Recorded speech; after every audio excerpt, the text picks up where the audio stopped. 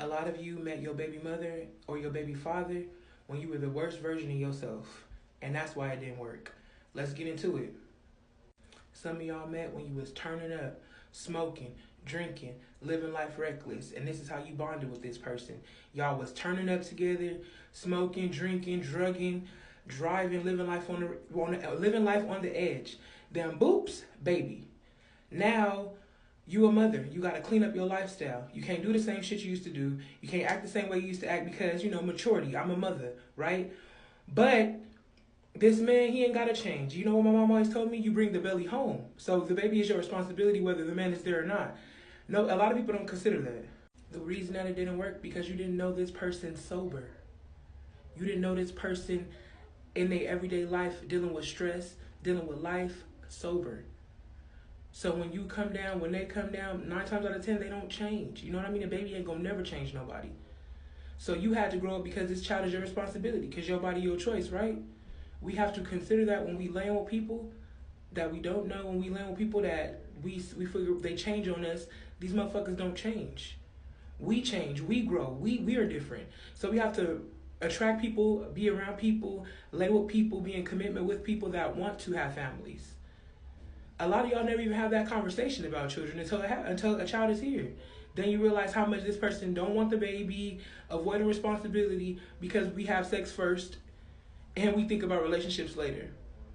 So when I hear women say, "Oh, he changed after the baby," I'm really starting to believe that it's you changed.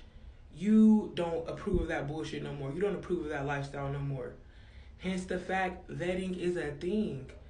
Your child deserves the best version of you. These black children, a lot of these black babies is getting the worst version of you. The worst.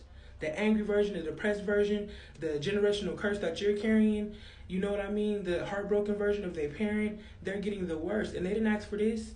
They didn't ask to help you parent your kids. They didn't ask to be parentified. They didn't ask to be beat. They didn't ask to be abused. They didn't ask to be cussed out. They didn't ask to be put down. They didn't ask for no father. It is what it is.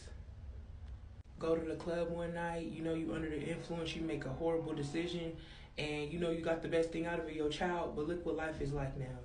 Look how hard, look how difficult, no support, don't know this person. You feel like this person let you down, but you didn't know them.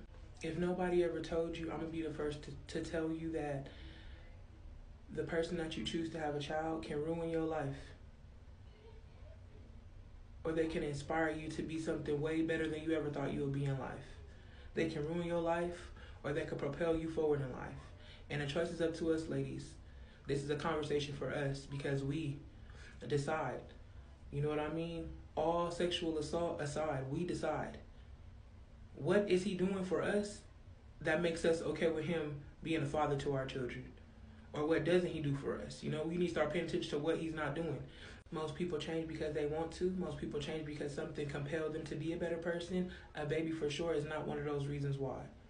For a lot of people, they're going to continue to be who they are. So you can't expect a baby to soften a man's heart. You can't expect the baby to soften a man's soul. If you see somebody with multiple children not taking care of them, you can't expect you to be the vagina that has all the diamonds and your baby to be the chosen prodigal child, because that's going to be false as well. We got to stop letting ourselves down. We got to start being honest and keeping it 100 with ourselves. Because if that man don't answer the phone for you, what makes you think he going to answer the phone just because you have his baby? If he lied to you and wasn't showing up for you and wasn't interested in you before you had a child, what makes you think he going to be inspired to be daddy of the year just because you have his child? We got to think. Because if we're not breaking generational curses, then what are we doing? What are we doing? Message!